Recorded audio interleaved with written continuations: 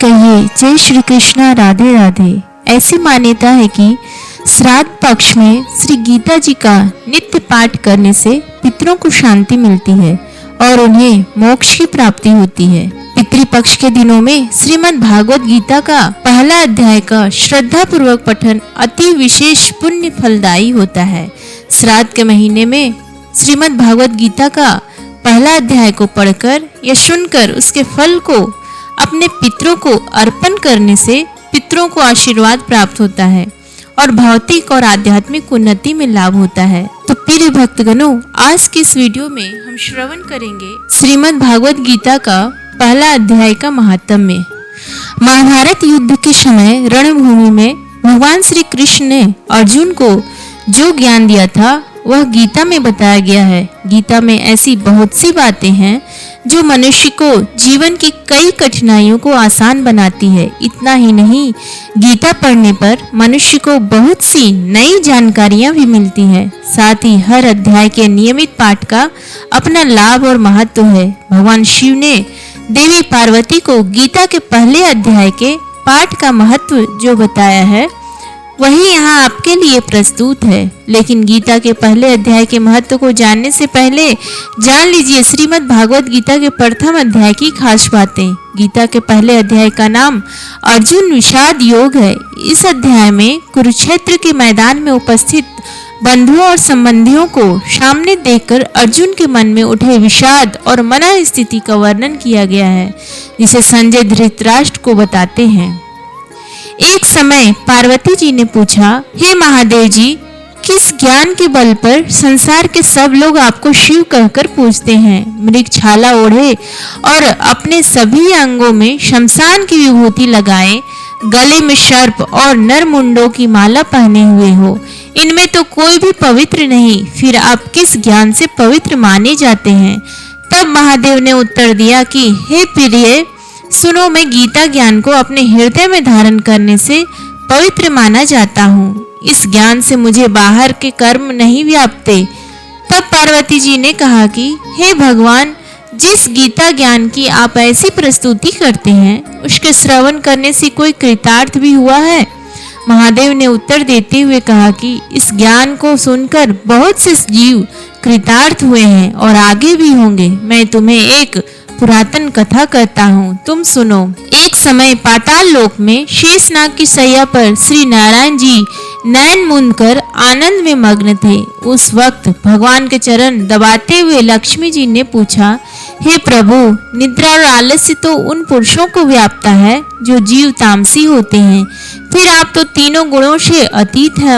आप तो वासुदेव हो, आप जो नेत्र मूंद रहे हो, इससे मुझके बड़ा आश्चर्य है। नारायण जी ने उत्तर देते हुए कहा, हे लक्ष्मी, मुझको निद्रा आलस्य नहीं व्यापता। एक शब्द रूप जो भगवत गीता है उसमें जो ज्ञान है उसके आकार रूप है।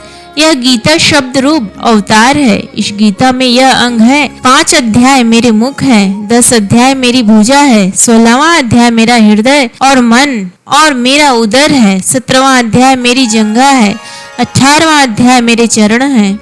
गीता श्लोक ही मेरी नाड़ियां हैं और जो गीता के अक्षर हैं वो मेरा रोम है। ऐसा मेरा शब्द रूपी जो गीता ज्ञान है उसी के अर्थ में हृदय में विचार करता हूँ और बहुत आनंद प्राप्त होता हूँ। लक्ष्मी जी बोली, हे नारायण, जब भी श्री गीता जी का इतना ज्ञान है तो उसको सुनकर कोई जीव कृतार्थ भी हुआ है, सो मुझसे कहो। तब श्री नारायण ने कहा, हे लक्ष्मी, गीता ज्ञान को सुनकर बहुत से जीव कृतार्थ हुए हैं, सो तुम श्रवण करो। एक व्यक्ति था जो चांडालों के कर्म करता था और तेल नमक का व्यापार करता था। उसने एक बकरी पाली। एक दिन वह बकरी चराने के लिए वन में गया और वृक्ष से पत्ते तोड़ने लगा। वहां उसे एक सांप ने डस लिया, जिससे वह तुरंत मर गया। मरने के बाद उसने बहुत से नरक भोगे और फिर उसका जन्म बैल के रूप में हुआ। उस बैल को एक भिक्षुक ने मोल लिया। वह भिक्षुक उस पर चढ़कर सारे दिन मांगता फिरे। जो कुछ भिक्षा मांग कर लाता वह उसे अपने परिवार के साथ मिलकर खाता और वो बैल सारी रात द्वार पर खड़ा रहता। उसके खाने पीने का भी कोई ख्याल नहीं करता था और सुबह होते ही बैल पर चढ़कर फिर मांगने निकल जाता। जब बहुत दिन हो गए तो वह बैल भूख से गिर गया, लेकिन उसके प्राण नहीं निकले। नगर के लोगों ने देखा और उस बैल को कोई तीर्थ का फल दे तो कोई व्रत का फल दे, तब भी उस बैल के प्राण नहीं छूटे। एक दिन गणिका आई, उसने लोगों से पूछा यह कैसी भीड़ है, तो उन्होंने कहा कि इसके प्राण नहीं निकलते, अनेक पुण्यों का फल दे रहे हैं तो भी इसकी मुक्ति नहीं होती। तब गणिका ने कहा कि मैंने जो कर्म किया है उसका फल मैंने इस बैल को दिया है। इतना कहते ही बैल की मुक्ति हो गई। तब बैल ने एक ब्राह्मण के घर जन्म लिया। पिता ने उसका नाम सुशर्मा रखा। उसके पिता ने उसे पढ़ाया लिखाया। उसको अपने पिछले जन्म की सूझ थी। उसने एक दिन मन में विचार किया, जिस गणिका ने मुझे बैल की योनि से छुड़ाया था उसका दर्शन करूं। विप्र चलते चलते गणिका के घर गया और कहा, आप मुझे पहचानती हैं? गणिका ने कहा, मैं नहीं जानती, तुम कौन हो? तब उसने कहा कि मैं वही बैल हूँ जिसको आपने अपने पुण्य दिए थे, तब मैं बैल की योनि से छूटा था। अब मैं विप्र के घर जन्मा हूँ, आप अपना पुण्य बताएं। गणिका ने कहा कि मैंने अपने जाने पुण्य नहीं किया, परंतु मेरे घर एक तोता है, वह रोज सवेरे कुछ पढ़ता है, मैं उसका वाक्य सुनती हूँ, उस पुण्य का फल मैंने तुम्हें दे दिया। तब विप्र ने तोते से पूछा कि तू सवेरे क्या पढ़ता है? तोते ने कहा, मैं पिछले जन्म में विप्र का पुत्र था। मेरे पिता ने मुझे गीता के पहले अध्याय का पाठ सुनाया करते थे। एक दिन मैंने गुरु से कहा कि मुझको आपने क्या पढ़ाया है? तब गुरुजी ने मुझे शाप दिया कि तू तोता बन जा। इसके बाद से मैं तोता बन गया। एक दिन बहेलिया मुझे पकड़ ले आया और एक विप्र ने मुझे मोल ले लिया। वह विप्र भी अपने पुत्र को गीता का पाठ सिखाता था। तब मैंने भी यह पाठ सीख लिया। उसी दिन विप्र के घर में चोर घुस गए।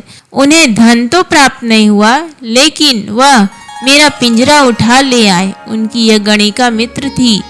वह मुझे उसके पास ले आए, सो मैं नित्य प्रातः गीता जी के पहले अध्याय का पाठ करता हूँ, जिससे यह गणिका सुनती है, पर इस गणिका को समझ में नहीं आती। जो मैं पढ़ता हूँ वही इस गणिका ने तेरे निमित्त दिया था। वह श्री गीता जी के पहले अध्याय का फल था। तब विप्र ने कहा कि हे तोते, तू भी विप्र है, मेरे आशीर्वाद से तेरा कल्याण हो। सो हे लक्ष्मी। विप्र के इतना कहते ही वह तोता भी मुक्ति को प्राप्त हो गया। तब गणिका ने बुरे कर्म छोड़े, भले कर्म ग्रहण किए और नित्य स्नान करके श्री गीता जी के प्रथम अध्याय का पाठ करना शुरू कर दिया, जिससे उसकी भी मुक्ति हो गई। उम्मीद करती हूँ आपको आज का ये वीडियो पसंद आए। प्लीज़ वीडियो को लाइक करें, शेयर करें और चैनल को सब्सक्राइब करें। धन्यवाद।